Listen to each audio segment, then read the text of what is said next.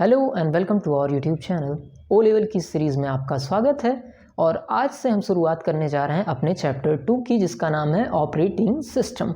और पिछले के लेक्चर में आपने देखा ही होगा कि हमने चैप्टर 1 को पूरी तरीके से ख़त्म कर लिया है। अब इस लेक्चर को हमने 2 पार्ट में बांटा है। पहले पार्ट में हम पढ़ेंगे ऑपरेटिंग सिस्टम क्या होता है और उसके फंक्शन क्या हैं, और उसके बाद आज ही हम देखेंगे कि ऑपरेटिंग सिस्टम के टाइप क्या हैं। तो आइए सबसे पहले बात कर लेते हैं ऑपरेटिंग सिस्टम क्या है। नाम से ही अगर आप समझें तो ऑपरेट करने वाला सिस्टम, कंप्यूटर को ऑपरेट करने वाला जो सिस्टम होता है वही आपका ऑपरेटिंग सिस्टम होता है। ये कंप्यूटर को चलाने के लिए सहायक होता है। अगर बात करें ये किस तरीके का सॉफ्टवेयर है, तो ये एक सिस्टम सॉफ्टवेयर है जिसका काम क्या है। इसका काम होता है किसी यूज़र को, यूज़र मतलब जो कंप्यूटर चलाने वाला हो, किसी यूज़र को हार्डवेयर से जोड़ना। अब एक मैंने यूज़र बना दिया है और ये मैंने बना दिया है हार्डवेयर, और इनको आपस में जोड़ने का काम कौन करता है?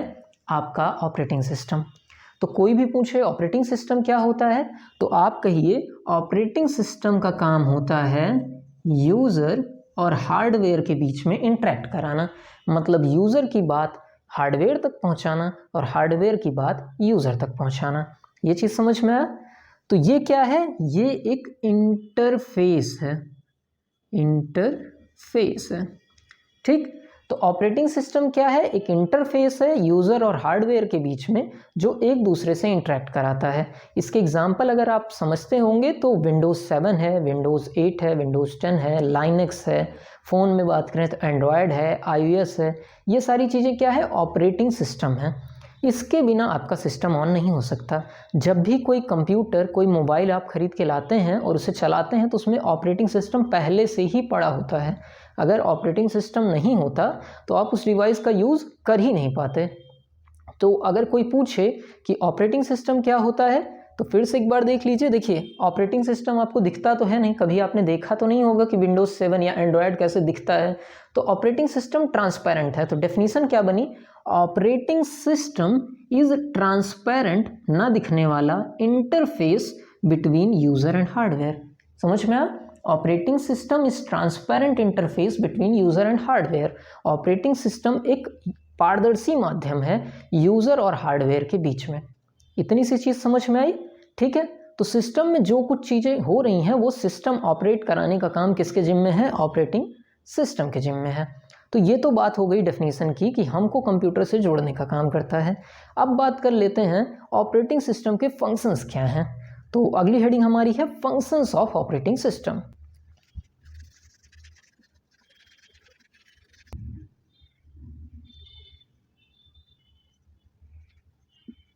तो अगर बात कर रहे हैं ऑपरेटिंग सिस्टम के फंक्शंस की, तो देखिए सबसे पहला फंक्शन जो आता है हमारे सामने वो है सिक्योरिटी का। अगर मन करे तो आप इसका एक स्क्रीनशॉट ले लीजिए।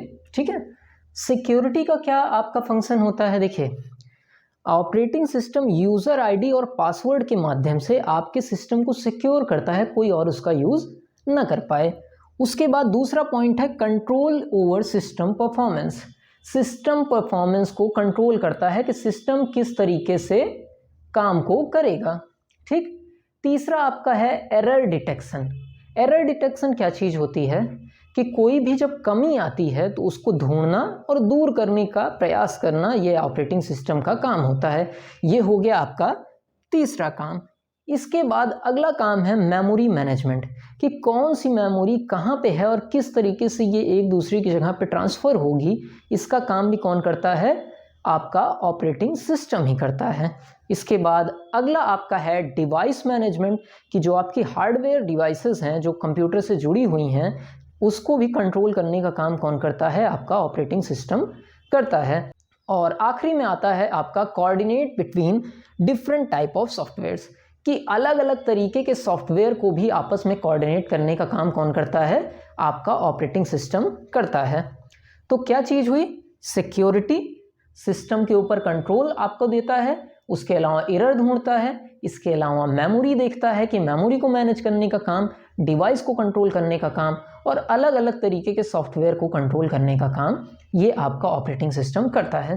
ऑल इन ऑल मैं कहूँ तो सिस्टम में हो रहे लगभग सारे काम किसके द्वारा कंट्रोल किए जाते हैं, आपके ऑपरेटिंग सिस्टम के ही द्वारा कंट्रोल किए जाते हैं। लेकिन लगभग मैं कह रहा हूँ, सारे नहीं कह रहा हूँ, ठीक है, ध्यान दीजिएगा।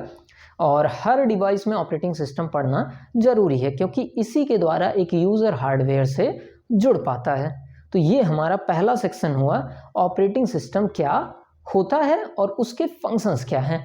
अब हम बात कर लेते हैं टाइप्स ऑफ ऑपरेटिंग सिस्टम की, कि ऑपरेटिंग सिस्टम के कितने प्रकार होते हैं।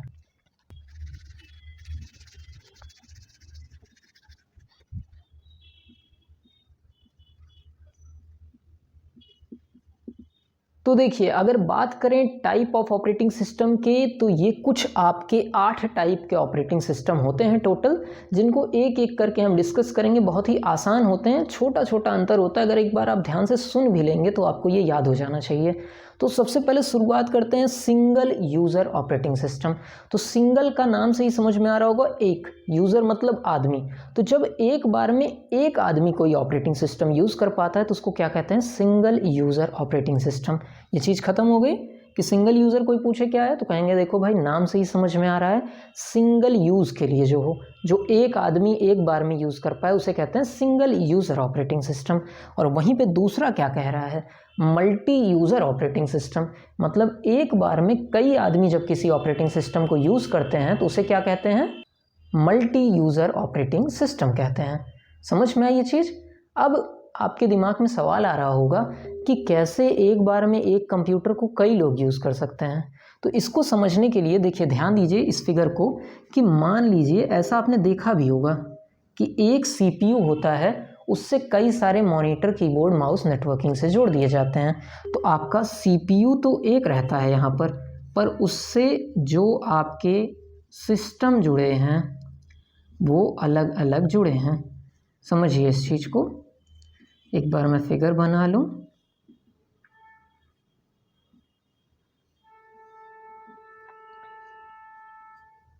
ठीक, अब इस फिगर को देखिए कि सीपीयू तो हमारा एक ही है, पर उससे जो यूज़र जुड़े हैं वो कई सारे जुड़े हैं। ठीक है, तो इस यूज़र अगर 1 की बात करूं तो उसके लिए 1 टर्मिनल है। इस चीज़ को क्या कहते हैं, टर्मिनल।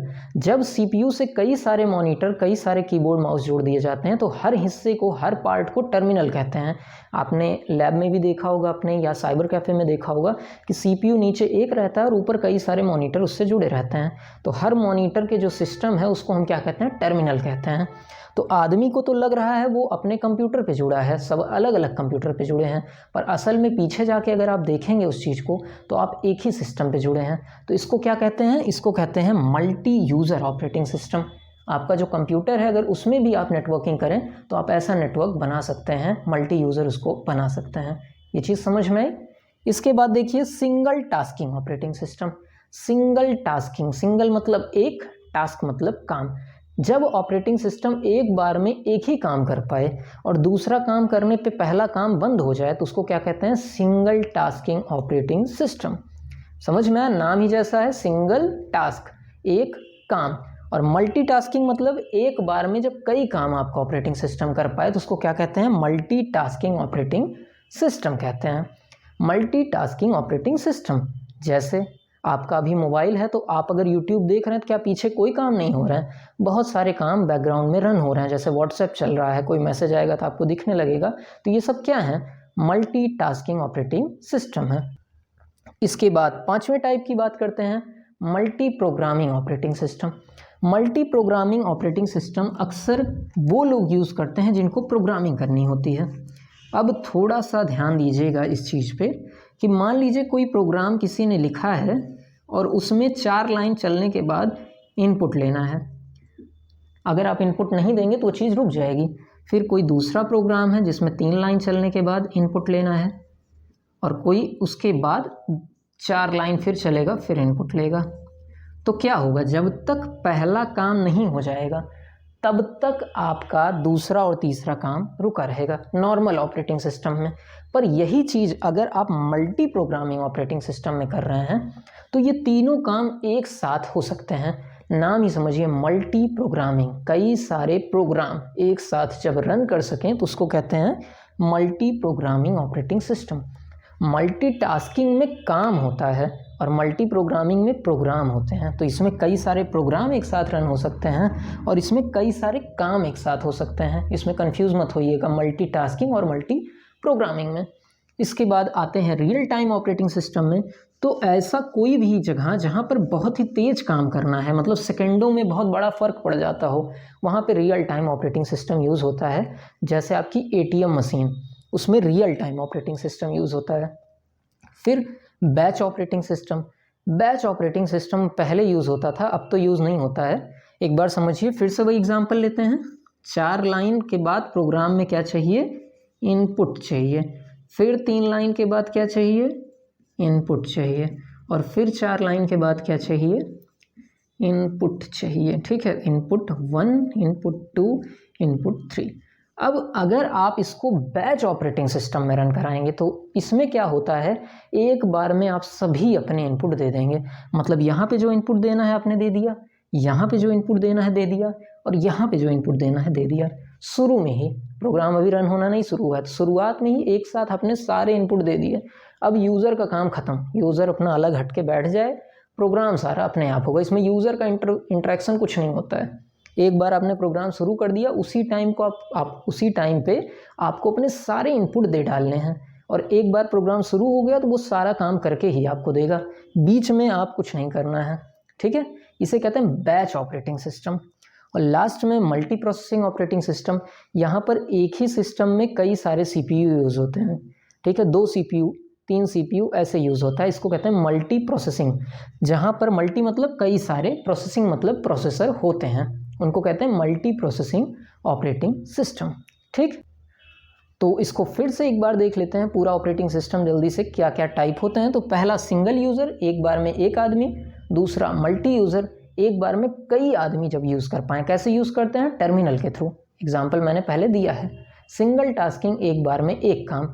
मल्टीटास्किंग, एक बार में कई काम। मल्टी प्रोग्रामिंग, कई सारे प्रोग्राम साइमल्टेनियसली एक साथ रन कर पाएँ।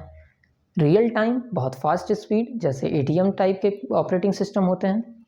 उसके बाद आपका होता है बैच ऑपरेटिंग सिस्टम, जिसमें बैच बनाए जाते हैं और एक बार में सारे इनपुट दे दिए जाते हैं, फिर यूज़र का कोई काम नहीं रह जाता है। और आखिरी में आपका मल्टी प्रोसेसिंग ऑपरेटिंग सिस्टम, जिसमें क्या होता है, आपका कई सारा प्रोसेसर यूज़ होता है। मल्टी, कई सारे प्रोसेसर वाला ऑपरेटिंग सिस्टम, जिसमें एक से ज़्यादा CPU होते हैं। तो ये आपके ऑपरेटिंग सिस्टम के टाइप थे। तो आज हमने डिस्कस किया ऑपरेटिंग सिस्टम क्या होता है, उसके क्या टाइप हैं और उसके क्या फंक्शंस होते हैं। अगर ये लेक्चर समझ में आया हो आपको और कोई वैल्यू मिली हो तो हमारे लेक्चर को लाइक कर दीजिएगा और चैनल को सब्सक्राइब कर दीजिएगा, जिससे आगे आने वाले लेक्चर भी आप देख पाएँ। और अगले लेक्चर में बात करेंगे अगले टॉपिक के बारे में। मिलते हैं अगले लेक्चर में। धन्यवाद।